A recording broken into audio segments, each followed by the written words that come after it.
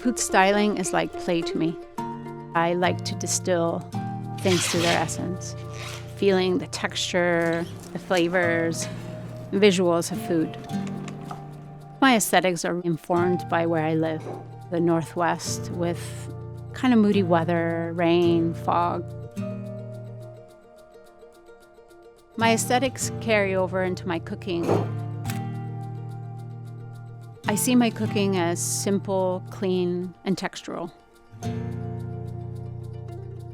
Growing up in a pastry shop in the Basque Country, being a center to a community taught me that food can bring people together. My caramelized apple galette depends on this puff pastry.